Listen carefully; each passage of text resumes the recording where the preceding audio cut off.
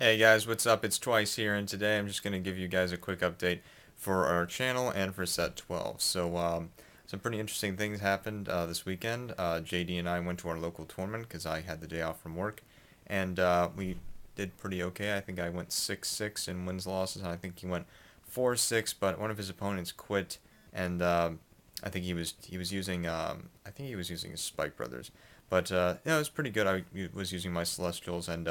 One game I had against a guy with Schwarzschild Dragon, because now Link Joker is out, and I guarded for 2 to pass on Schwarzschild Dragon's attack. He didn't have the plus 10k plus 1 crit, but I had this huge hand, thanks to the Celestials, of course, and I guard for 2 to pass with a 10k shield, and he gets a draw trigger, gives it to his Vanguard, and then gets a crit trigger next time, so at 4 damage I lose with that crit trigger. So it was just a bad idea. I could have went that easily could have changed me from 6-6 to maybe like 7-5 or something like that.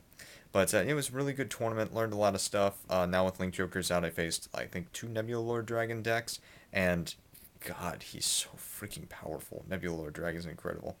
But we're just gonna go through a couple of the decks that came out and some of the stuff that we're gonna be looking forward to doing with the new cards. So first thing we'll talk about is the Revengers, obviously.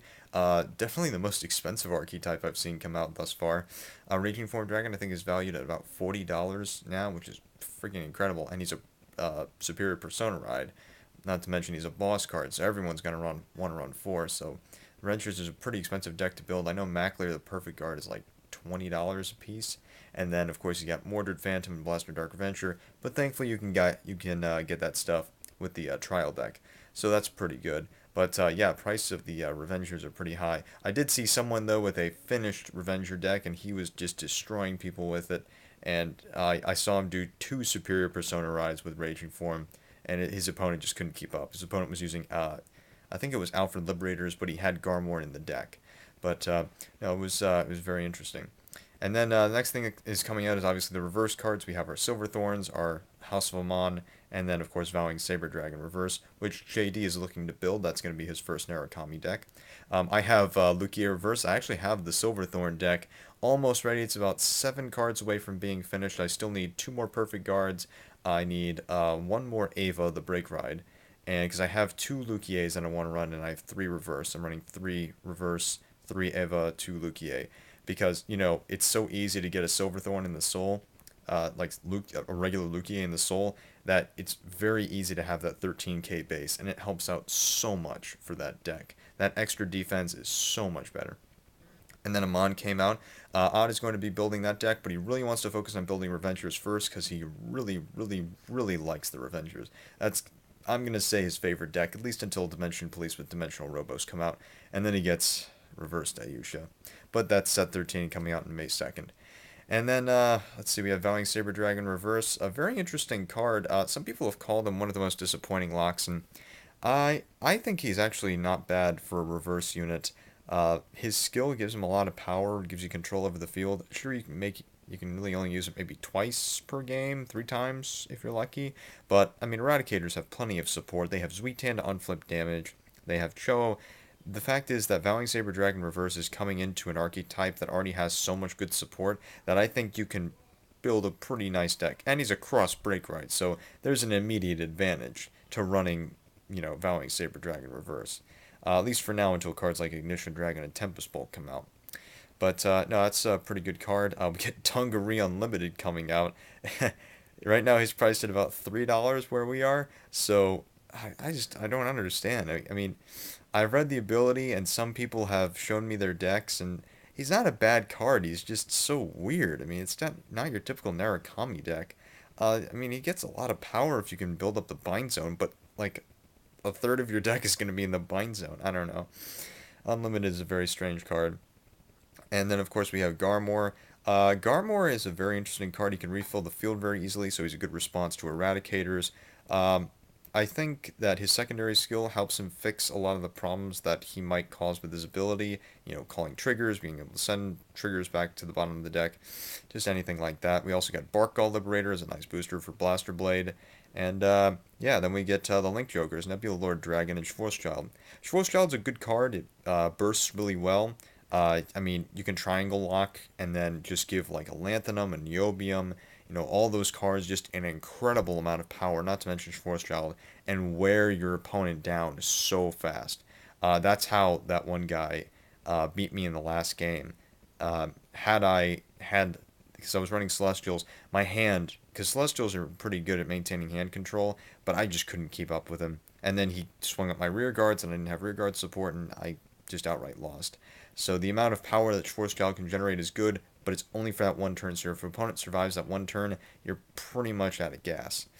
Then Nebula Lord Dragon, just incredibly powerful, very consistent. Him and Dusttail Unicorn, just working together so well. The Break Ride, his own ability. Just, it's not necessarily about the locking that makes him strong, it's the power that he gets from locking. So Nebula Lord Dragon is definitely a really good card. Then we got the Break Rides coming out, of course. Eva, really nice Break Ride for Silver Thorns, basically lets you restand a column, or you just restand 2 units. It's almost like it's just a Pale Moon version of like an Ethics Buster, kind of. Just standing 2 units. But it combos really well with Lugia Reverse, like super well with Lugia Reverse. But, and then we have Dantarian, who, along with the card Master of Fifth Element, can just generate sickening amounts of power. Because Master of Fifth Element is kind of like a Zerachiel. 10 cards in the soul means that all your Dark Regulars get +3. The center line won't be that strong, but the columns are powerful as hell. Speaking of which, Demon Marquis Amon Reverse. Another amazingly powerful card. Lock 1 unit, so like a booster. He gets 1,000 power for each card in the soul and +1 critical. Not to mention, he can work so well with Doreen and Emblem Master and all those other cards that Dark Irregulars had before. So all the previous support still goes really well with Dark Irregulars and Amon Reverse. I think the new set is pretty interesting. I'm really looking forward to set 13 because I'm going to have to dump so much money into it. Oh my god, I'm going to be so broke when set 13 comes out. But JD... Oh my god, JD has the most incredible luck. He goes on the Friday that set 12 comes out. He buys 2 boxes.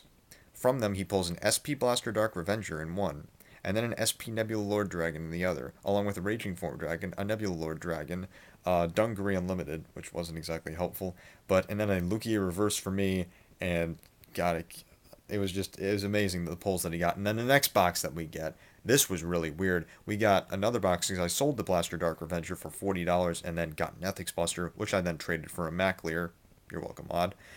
And then after that, we bought another box, and he pulls an SP Lugia Reverse, a Force Child Dragon, a Vowing Saber Dragon Reverse, and an Amon Reverse. So 3 triple rares and an SP, which was really strange.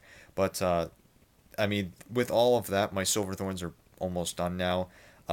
His Nebula Lord Dragon is looking really good. He has all the Break Rides. He has 3 perfect cards, I think. So he's looking really good. The value of the deck is really high. And the tournament went really well. Learned a couple things. Learned that double sleeving is just always a good option, and it is, which is why I double sleeve both my Beast Deities and my Silver Thorns. I refixed my Beast Deities. I might do another video on that, but frankly, I got the build idea from another player. Just kind of copied it because it runs so consistently. But that's pretty much it. As far as the channel is concerned, it looks like people are really enjoying those CFA videos. I apologize that we haven't been able to get some real fights up in a while. I've had debate tournaments going on. I've had school. JD and Umberto are both in college, and then I was working. So it's just our schedules are very kind of divergent. Come Tuesday, this is Sunday when I'm recording this, we might be able to get some more material because they're all going to be over here. And because my birthday's coming up in a couple days, so that's going to be really nice. But I really appreciate all the support you guys have been giving. The channel's looking much better. I mean, the views are going higher. Looks like we're getting more consistent views, and that's exactly what I like to see. The numbers, I really don't care how high they are. I'm just glad that people are watching our videos and people are liking them. That's what means a lot to me. Anyway, so this has been our channel update in set 12. So have a great day, guys. Keep card fighting, and we will see you next time.